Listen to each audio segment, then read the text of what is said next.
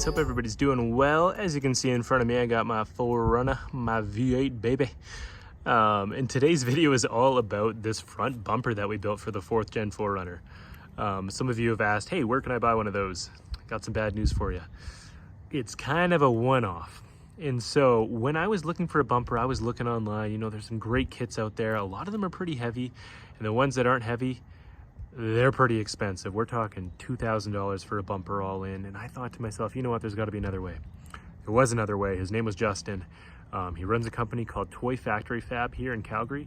And he actually worked with me the whole time during the design process, taught me so much about fabrication and just basic stuff like welding and how to build stuff as I've been getting more into that, and just really took me on almost as an apprentice during this process and showed me everything and worked literally beside me the whole time in his garage, in his shop. And I just got to witness everything, and it was such an amazing experience. And so for all that to say, you might want to look into building your own bumper. Really not too hard. Definitely worth it if you are trying to get something different. You know, if you're trying to make your build your own, it can be a really special way to do that. And so I'm going to pop the hood and I'm going to show you guys a little bit of the intricacies of the bumper, but as you can see, yeah, it's unique. So anyways, I'll meet you back here in a second. And so as you can see with this bumper, it's a lot different than other ones. Like, it kind of has a pre-runner vibe, but the one thing that I really wanted to do was keep it close to the front of my truck. And so when we were going through design process and everything, we were thinking, okay, how far out do we want to stick? How close can we keep it? Can we keep it to the original body lines? And what we actually did is we made a little winch basket in here. We got a winch plate. I don't have a winch mounted just because we have to fix some of the holes just where it goes down there, that we have actually one of the cross braces going through. And so I do actually have a spot to mount my winch. And you're probably wondering, hey, what did you have to do to fit this here? We had to do a little bit. And so as you can see behind here, we have some of our AC lines, and usually they're on this side of the support brace, but we had to bend them back. I talked to a few guys out there. They would say, you know what, you can get soft lines, but you can also flip these. I didn't want to go into my whole cooling system here, my evap system, and have to recharge it. And so I decided, you know what, I'm just going to bend them. And with a tiny bit of heat and a little bit of pressure, I was actually able to get them behind this bracket and put this bracket back on, and it holds everything out of the way, which allows me to actually mount a winch here. At the end of the video, I'm kind of just going to show some of the pictures of the process to show you exactly what the winch looks like mounted up. But just to give you an idea, that's what it looks like. And so I'm going to go through from the bottom kind of. As we were starting to build this, what we needed to build was the exoskeleton. And so we started really simply with an exoskeleton.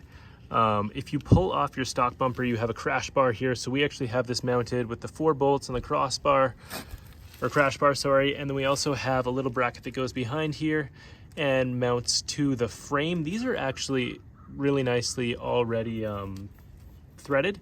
And so you can just get a bolt that goes in there, typical Toyota size, and you are good. And so we have our exoskeleton. You're probably wondering, hey, what the heck is this? This is aluminum. One of the biggest things for me was also saving weight. I didn't want this heavy bumper made of steel. I don't do the craziest off-roading. This is my daily. I've touched on that before in videos, and so I wanted something light. And so we put an aluminum piece here, and we said, okay, let's do a little bit of cutouts here. So I have the winch going to be in there. I have the fair lead here, and then I have some cutouts here. These are simply so I can open the hood. And then down here, actually, we were like, you know what? Let's get a little bit creative. Let's do something different. Shout out OK Expedition, phenomenal skid plates. We actually emulated the grill. You can kind of see. Pull this down a little bit. We took the size from the grill and we actually emulated it there, so it gets a little bit of that consistency in design, and then just the old school Toyota logo. Came out pretty nice. I love that part of the truck. It's not like anything else I've ever seen. Only problem is sometimes we do get some rocks going into there, but it's not too bad. I might end up putting mesh behind there, but for the most part, pretty good. Of course, also super high clearance. When we went across here, we kept these pretty high. It does the job for sure when it comes to just providing that support, but it also made a nice little area here where I could mount some fogs. So I have a spot and a flood. Vivids, these are F&G 3s, great products. All I did was weld on some little tabs up here and then just mounted them there. I'll probably make a little piece up here, weld that on just as a cover, but pretty minimal. And so for this, of course, we also just welded on some tiny tabs that go through there, and so you can attach and take the aluminum plate on and off. And so that's a brief overview. I'll give you some more angles here. So yeah, completely custom made. And so my thought process especially was, you know what, there's a lot of companies that do it really well, but there's also a lot of amazing fabricators out there.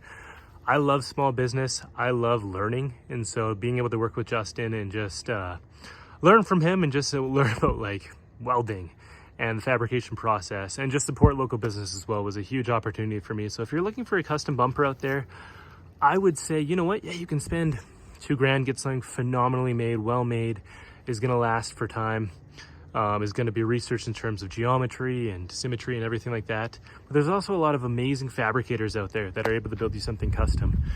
And so if you're in the mood, you know what, it might be worth a good Google search, just local fabricators.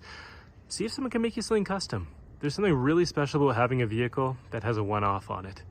That's something I've learned along this journey is, you know what, a lot of these trucks look the same when you're putting 20 grand in. There's only so many parts you can do. And so if you have ways to make your vehicle unique, it not only gets the eye a little bit turning more, but it also feels a little bit special when you're able to get in something that no one else can. So this is the bumper. If you guys have any questions, feel free to let me know. I just wanted to make a quick video because I have gotten a few questions. Hey, where can I buy one? I will shout out Justin. He does do a lot of bumpers for early gen 4Runners, Tacomas, which he actually builds stock for and then ships them out. I'm going to put his link to his shop just in the description here because he's done just an amazing job on my bumper and has just been such an easy guy to work with. So yeah, I just wanted to make a quick video about the bumper we made. And that's pretty much it. I think the only other question that I might be asked here is how much does it weigh? Honestly, I'd probably say about 80 pounds, and that's with everything on it too.